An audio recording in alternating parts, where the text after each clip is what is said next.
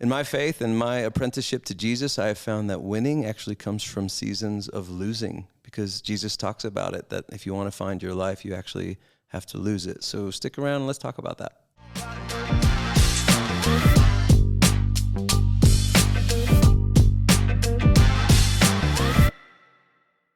Hey guys, welcome to the Something New show. I'm Mindi Linscombe, your host, and I'm so excited to join you today to help you learn how to live a life worth celebrating. And in the studio, we have an old-time friend of mine. This is Jon Egan. Thanks for being here. Hi, Mindi. It's an honor. Hello, everybody. And for those of you that don't know, he may look similar to an earlier guest. One of our first 5 guests on the show was his twin brother. Mm-hmm. And there may be a little competition going on as far as how many listeners and viewers like each episode. So, you know, if you really enjoy Jon's, no offense, Dan, but maybe we should have a little, share it, like it, subscribe, all the things. But let me read to you a little bit about Jon before we get started. Jon Egan is a senior executive pastor, a worship leader, a songwriter, and he currently serves at New Life Church in Colorado Springs, in my hometown. Some of the songs that he is best known for is I Am Free, Overcome, Strong God, Make a Way, and On the Throne. Throughout his career, Jon has collaborated with a variety of writers, producers, and artists, including Jason Ingram,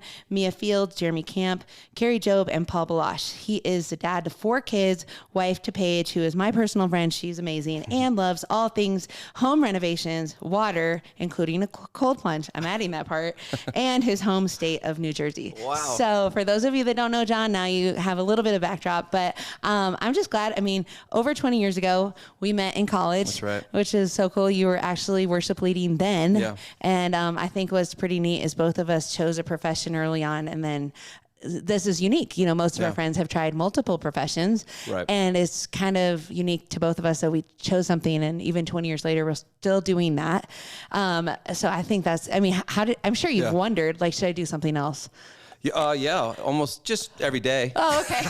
Okay, so I mean, but obviously you've found in a business world, you found success, but not just success. You found a purpose in your work, and that's the same for me. And when you find something that's purposeful, I mean, wouldn't you say that that's what's kept you going? Oh, it's overwhelming that I'm actually passionate about this, still passionate about it, and I get to do it. And it brings in income, and I have, I get to provide for my family through this. And it's full of meaning. It's full of purpose for me. And so it's overwhelming. I love it more now than I ever have. Really? Yeah. I mean, 44 now. And there's something about when I turned 40, there was something that kind of shifted in me. It was kind of, I think a lot of these kind of old time thinkers, like the ancients, talk about the halves of life. First half is like you're building your thing for self, but second half, you're kind of building your thing for others. So there's been a turn, and it's been amazing. My son is 15 years old. He plays drums for me. At the church, so it's really cool. I'm really grateful. I love watching that too with the kids, and your son's actually been a big encouragement to my son. Yes. I don't know if I've been able to tell you that yet, but playing drums, and so both of them, he's kind of your boy really recommended mine to be someone that would be like the next baton pass, and so he's starting to play on Sunday, actually, which is a big deal. We need him. I know. I'm really super honored. He's always a little nervous, but I was like, well, you just got to start somewhere. You have to start. And he did his first one last week, and he did a great job. Okay, it was on a cajon, so it was like, okay. But it's somewhere. It's all right. That's how you start. Yes, totally. That's how Jordan started too. That's right. Okay, so real quick, I just want to tell our listeners that today we are going to go very deep into a spirituality conversation, and I love how authentic you have just led over the last 20 years. I don't feel like there's ever been an embarrassment to say, hey, I've totally fallen on my face here, or I've dealt with this, and that's all of that transparency is why people do, I think, like your leadership. And I think that's also how God uses your gift, is that you're very vulnerable to say, hey, it's not always perfect. So I think what we're about to talk about will really be helpful for people looking for peace. Yeah. And so especially I think about the time of year we're in, the holidays, and how unpeaceful, sadly, it can be, right? With the family dynamics and memories and everything. So could you start us off by just talking about just self-awareness in your spiritual life? Like, why is that important to even pay attention to? For me, I became a Christian when I was young, and trying to sort out what that meant. I kind of grew up in a in a good Christian home, but I didn't find Jesus for myself until I went on this really cool trip to Mexico, and I thought it was like going to be like this Caribbean vibey trip, and it was a mission trip, like in the dirt, and we were doing dramas in the street, and we were trying to tell people about Jesus, and I was thinking, I don't know Jesus myself, so how am I telling people about Jesus? But through that, I actually found Jesus, or really better said, he found me, and it really kind of turned my life upside down, and I haven't really left that life since, but I have realized now, I was a teenager then, 44 years old now, it's a total journey, and it's what I love about following Jesus is that it really is like I'm a student, kind of, he's my coach, he's the he's the rabbi of sorts, and I'm really an apprentice to him. And I think people get lost or they deconstruct their faith oftentimes because they believe, I'm supposed to have this one big moment that changes everything, and then another big moment that changes everything. But what I have found is this long, slow journey with Jesus has just changed everything for me. And that's the life that I've chosen, and it's kind of chosen me. And I lead worship. I write songs for people to sing. Some of those songs have gone around the world to other nations and been translated to other languages. And so it's really, it's just kind of captured me, this life. Mm-hmm. And I have found wholeheartedness in it. I found life in it, and I found death in it. I have found that Jesus is all about my victory, but it's really about my surrender and about my losing even. So I think the scriptures are these amazing ancient texts that talk about these people who deal with these incredible things, who achieve incredible things, but also go through very real things. Very real. And these men and women throughout scriptures continue to say, I have everything now because I have God. Even though maybe I have, like David in the Psalms, he was actually on the run. He's living in caves, and he says, you're my everything. You're my portion. You're my lot. You're my land. You're my everything. He doesn't have any land. You're my that. Mm-hmm. And because you are, I'm good. I'm good. Yeah, I have everything I need. Mm-hmm. Even if I have nothing, I actually have everything. So that's how I raise my kids. That's how I live my life. That's how I sing songs to help people. It's a lot easier to live, isn't it? When you're not tied up in what you have or what you've accomplished, and you're like, actually, all of this could change tomorrow. Yeah. And it does for people. There's diagnoses that come in, and there's stuff that rattles, lives. You guys have lived, and I think that's why I love you guys and trust you guys, because you limp. And I think people who limp can be trusted. People who have real stories can be trusted. All throughout the Bible is these very real stories from very real and raw people. They can be trusted, and life has a way of confronting you. And not only can you be okay through it, but you could actually become wholehearted through it. You could actually become your true self through it. You could actually die to kind of that false shadow side of yourself that you're battling all the time through it.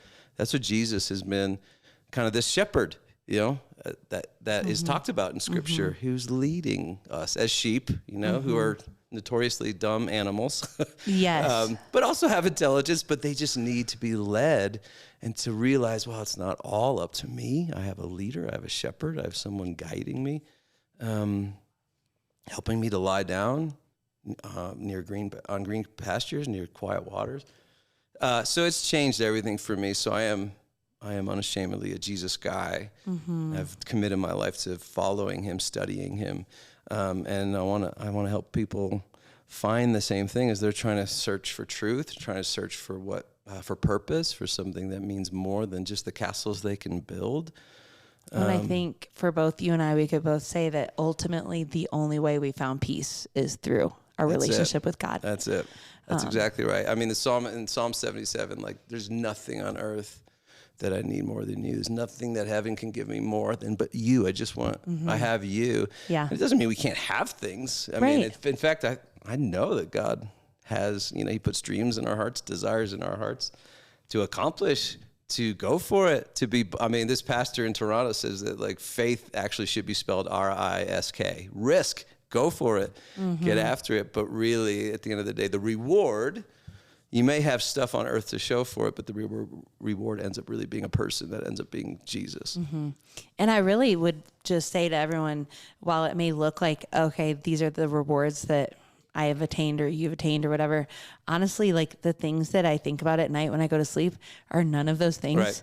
Like I ask myself, okay, do my kids know that I love them no matter what? Yeah. Like I evaluate, and sometimes I don't feel like I accomplished that day. Right.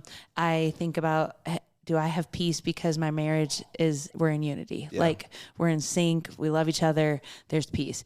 Do I have peace in my family relationships? Yeah. Like are those Yeah. as much as I can, have I done my part? And so those are the things that those are only God can kind of be that glue in those spaces. But I don't ever think like, oh, this is a really nice bed that I'm laying on. You know what I'm saying? Like it is comfortable, but I'm just saying, but my head on the pillow sleeps better no matter where the pillow is. Yeah. If all that is peaceful. And we're grateful for the things that we have. But some of the most peaceful, serene people in life. I mean, there's like some older people, 60s, 70s, 80s, these folks who have a serenity in their life and a peace in their life. And some of us younger, we're like, what is that? Mm-hmm. How do I'm nervous all the time. I'm anxious all the time. I'm trying to control my surroundings all the time. You just have a serenity. What is it? And I think they've just slayed some of these things over their apprenticeship to following something more true, more real, which for me, it's Jesus.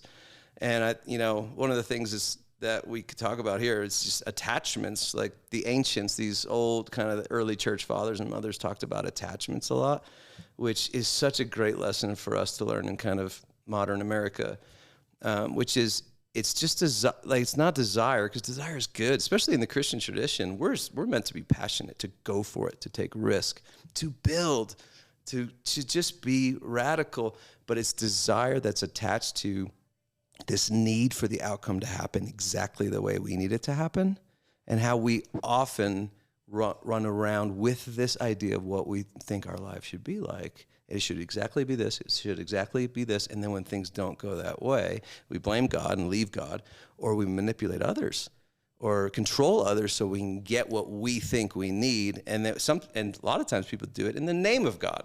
It's like, I will control you or lie about you or manipulate you to put you in your spot so I could have what I need, because that's what God has for me. And God is burning away those attachments. He is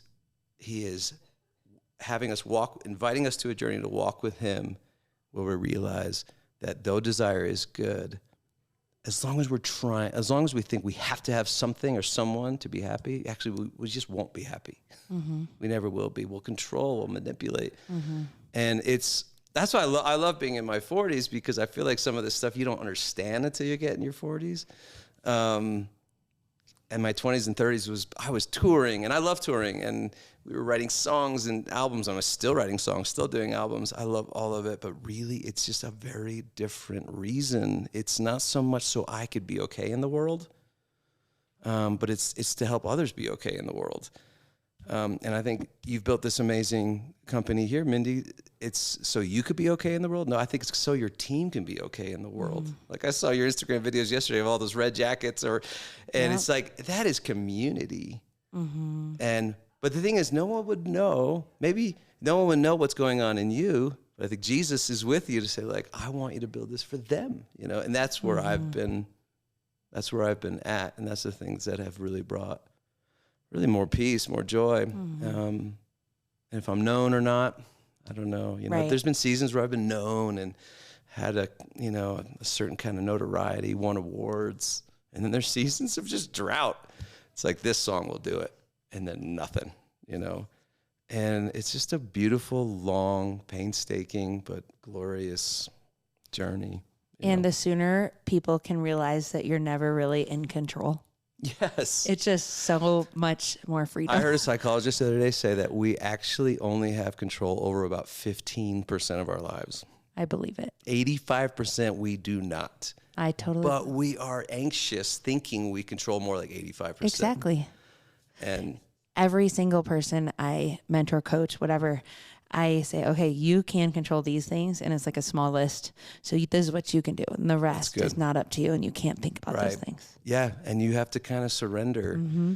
And that's the serene thing, these older folks, and I know a few of them. And that's why it breaks my heart when I see folks that have really lived for decades and they still are insecure. Still don't have that. Yeah. They're still controlling. They're still demanding that other people fall in their right place for them to be okay. Mm-hmm. But I love it when it's like, okay, I'm open-handed, and you can only do what you can do, and go for it, go hard.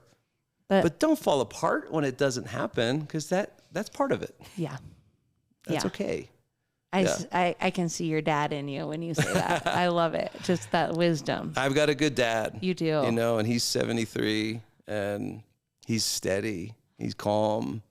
He's not trying to manipulate and control. And he has that serenity that I'm talking about, that peace, that freedom, really. Yeah. And he was an entrepreneur. He was a business guy and said, hey, open-handed, when's my time to cycle out, and what's the next steps? And I just loved watching that, even though it was from a distance. I love watching that process for him to, it's not easy. You do something for a whole career and then decide, okay, when's the right time to really turn this over? Totally. And he's in that now. It's like, how do I, should I? Yeah, because his business is still running in New Jersey. He's trying to figure all that out. I was a kid when he decided he could sell printers.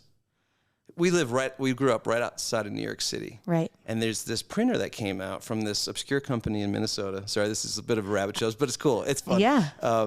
You put a piece of paper, you put an 8.5 by 11 piece of paper into this thing, and then in 60 seconds, it's a banner. The same thing. It's just a big banner. And he was like, schools would go nuts for this. Teachers, faculty. And we live right across the bridge from New York City. He's like, there's 3,000 public schools in New York City. I could sell this. And that's what started. So he ordered it all, threw it all in our garage. We went on a 2-week vacation. And he just felt like, this is what I'm going to do. So I was a kid. And he started door to door, just like school to Sales. school. School to school. And decades later, it's really been a beautiful thing. Really fun. I mean, he's changed products, but it's the same thing. I love it. Well, one of our speakers yesterday at our staff retreat is a big guru in sales and said it's the highest grossing income someone can have is if you're in sales. There you go. And good at it. Yeah. Yeah. Because really, that's another side topic, but it's just, it's helping people. Like, I don't think of your dad as a salesperson. I hate the connotation that comes with the word sales, but like, I see your dad as a super wise, helpful person. Right. Like, if he can help you with happens to be the product he has, that's all it is. So I see zero difference between my work in the church and his work in New York City. Zero. In fact, I mean, there's things that he's able to do that I can't do. And I know there's things I can do that he can't do. But I think that when we're apprenticing under Jesus, all of us, we're walking that path. And what does that mean? So. Okay. Well, I really do want you to tell us about Shalom. Yeah. This is like really important. I heard you share about this recently, and just talking about, can you first define what is Shalom? Because it's a word that maybe is like, it's a Hebrew word. Hebrew word. And I was in Israel a year ago, and I know Israel's going through it right now. But Shalom is just basically wholeheartedness, peace, like as it should be, kind of word. That encompasses kind of like the Garden of Eden, just all right in the world. So over there in Israel, that's how they greet each other. They say Shalom. And we say what's up or hello. That doesn't have power. Over there, they say Shalom. I'm going to start saying that to you when I see you. Shalom. I'm going to say it. And it's what you're saying to me when you say that is you're speaking wholeheartedness over me. You're speaking peace into me. You're saying all is well over you and all is right. It's really beautiful. It is beautiful. And so Shalom is just something that's just so disturbed in our time, in our striving kind of culture, especially in America, which we have like a winning culture. If we're not winning, we're losing. It's the like Talladega Nights, Ricky Bobby, Will Ferrell, like, if you're not first, you're last. We have that type of culture, even within the church. Like, you have to be the best or you're a loser. And so we don't have Shalom. We don't embody that. We don't embody surrender.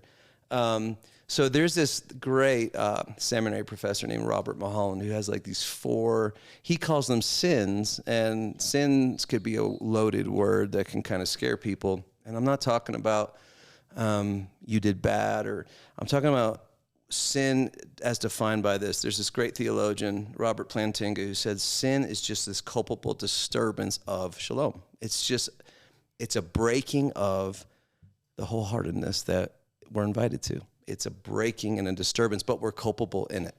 So we are perhaps doing things in our lives unknowingly or knowingly that just disturb our wholeheartedness, disturb our peace, disturb our the way things should be.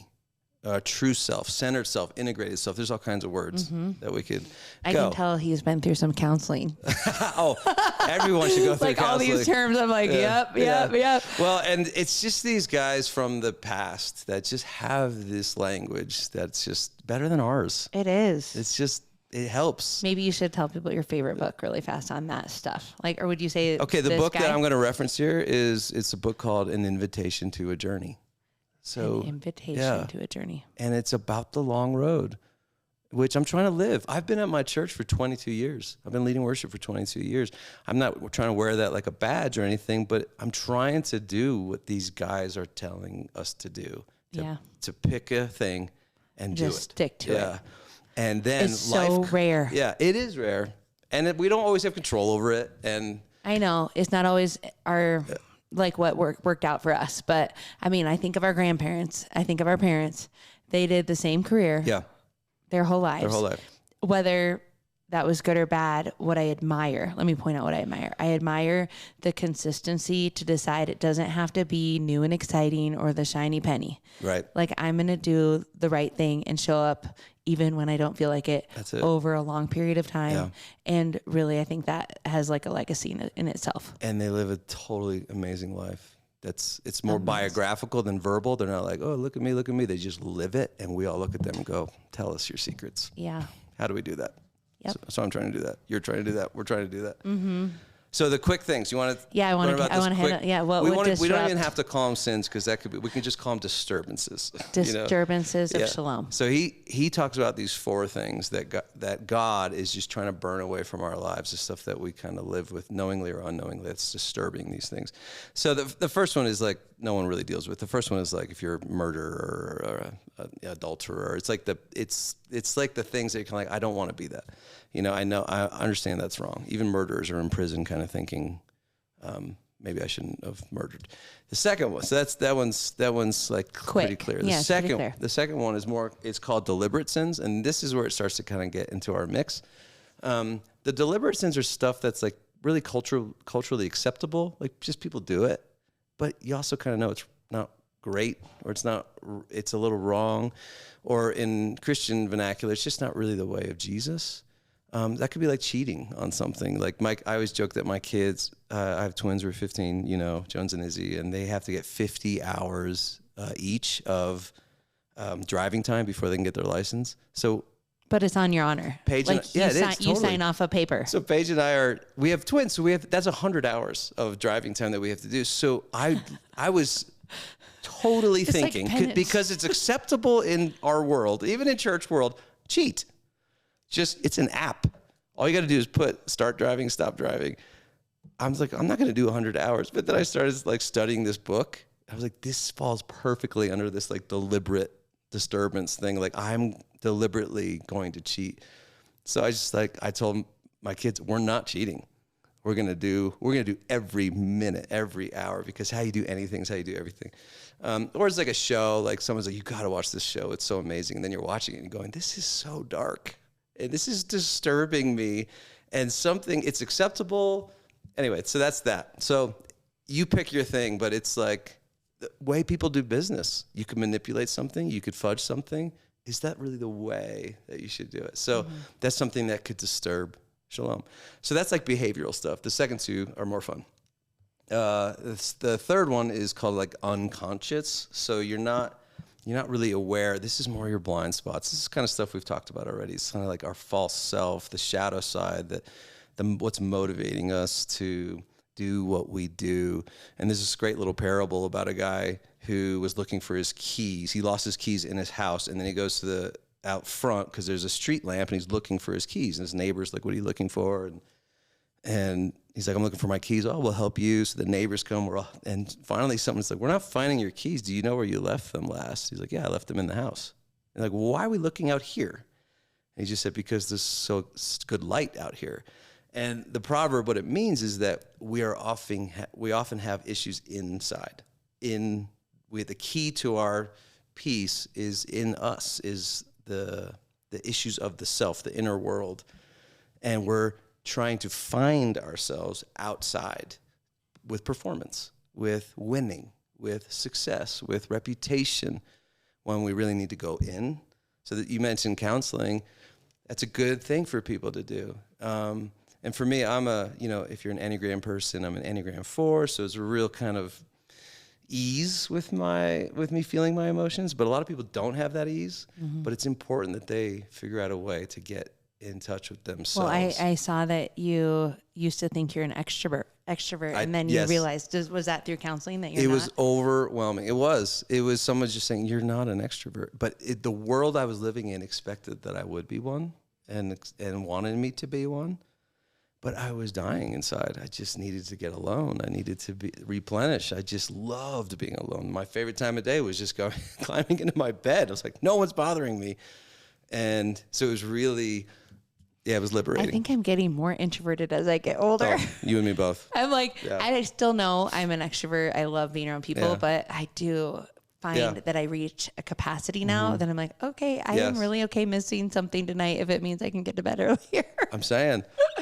So, and anxiety, I for decades, I had like bouts with fear, panic, like these, all I knew was like this nausea would hit my stomach and I'd feel claustrophobic. Years ago, we didn't have a name for it like we do now. No one even knew the word anxiety. Now it's like, it's everywhere. Yeah. But I remember dealing with that, and you need others. So talk about the community that you're building. You need others that see you, know you, are around you, that could speak life into you. One of the strongest moments of my life was when my father-in-law called me because I was spinning out. This is like 10 years ago. I'm spinning out. I'm really just battling with my false self and identity. And he calls me, he just said, chill out. 2 words, chill out. And he hung up the phone. And I was like, that's mean. But then I thought, man, from a dad figure, a person in your life to say something that you needed. And it actually just did something to me. I was like, I need to surrender. I need to chill out. I need to relax. So we need others to go into the unconscious places. And then the last kind of disturbance is trust. And this is kind of like the deep inner postures of our life that just, we don't trust God. We don't trust that we're going to be looked after. We just trust ourselves. So that's when we start manipulating. That's when we start controlling things. That's when we have to be aware of our attachments and like, I need this thing to happen or I won't be okay. And I think God is kind of thinking, well, as long as you need that to happen and you won't be okay, you'll just never be okay. And so he leads us to a place of a place where he's fully sufficient. It's like, wow, all these things can happen, and I'm not just okay. I'm actually great. I'm actually better than great. I'm actually alive. I'm actually free, and I actually finally now can love. And it all was because I didn't trust, and now all that was broken down, and now I find myself loving again. So there's those 4 kind of disturbances. It's like kind of those gross, like, murderous things, and then it's like the stuff that's like, I'm doing this because everyone does it, but it's not helping me. Mm-hmm. And then it's just kind of my inner self, false self, shadow side, doing the work on that, getting other people, talk to someone who knows you. It's like, are you seeing anything in me? And then it's like, I have trust issues. I need to trust. For me, I trust that God has my best interest at heart, that God is leading me, and it's totally going to be through ways that I didn't imagine or come up with myself. Mm-hmm. So we are purged of all those things, those 4 things, and we really come out in a better, more awakened place. At least I'm trying to be. Yeah.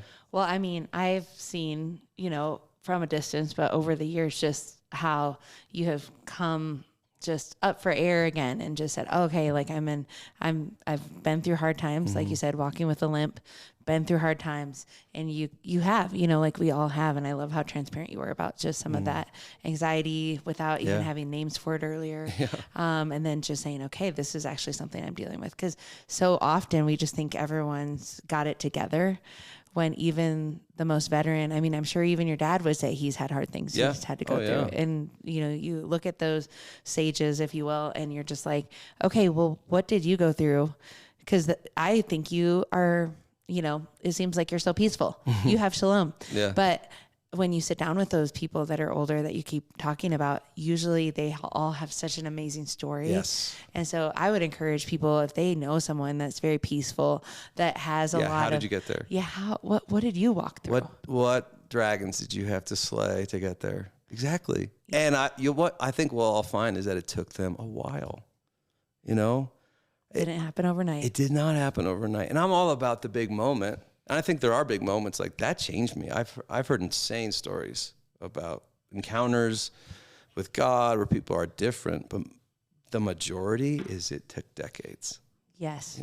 And God has been so tender with me. That's why I love him. He's been tender with me to walk me through things. And I do feel a peace in my life and a shalom in my life. It's nothing perfect. And I got plenty of pain still to come. I don't know what's next. I know. But God can be trusted. Yes. He is a good shepherd. He's a good leader. He's a better one than I can be, than we can be. And he's just got my he's got my allegiance. I am a Jesus follower. Yeah. Well, and one of the things that I think the verse that came to me when you were talking is the why worry about tomorrow, because it has enough trouble of its own. Yeah. And so if you really just simplify that and apply it, it's kind of like that letting go of control. Yeah. Trusting truly that he is ultimately in control. Yeah. You only have 15% of that in your hands. And there's only enough headspace and energy and capacity that we each have, and being aware. Right. I think that self-awareness too, of just saying, okay, I really did give my best, but at some point, like, I have to stop and just trust the rest is the process, and what God or others contribute to it, we'll see, Right. But that has relieved me from so much stress, because otherwise it can be very stressful. It can the be. world we live in. Yeah. I mean, just parenting alone. Oh, I know. And dropping your kids off at school and hoping they're going to have a good day. I mean, between all the things that kids experience now, it's just, you just never know. So but you cannot sit there and worry about it, because already tomorrow there's enough trouble of its own. There is. It's promised. Trouble will come. It will come. But we're not just going to be okay. We'll be free. We'll be loving. It'll be good. It'll be good. Yeah. It'll be good. Yeah. Well, I would like to introduce our guest to your favorite drink. Yes. Okay, so before you introduce this, I hate that it's been sitting here and I have not been able to partake. You've been very self-disciplined. Yeah. Yep. Yeah. See? I mean, it was the cold plunge this morning that maybe. See, I have a clear head. What's the benefits of a cold plunge for you? I've only been doing it for a couple of weeks, so I'm not a spokesperson, but it is. Here's my routine. Quick. Okay. A morning run, like I do every day, about 3 miles. I try, but no.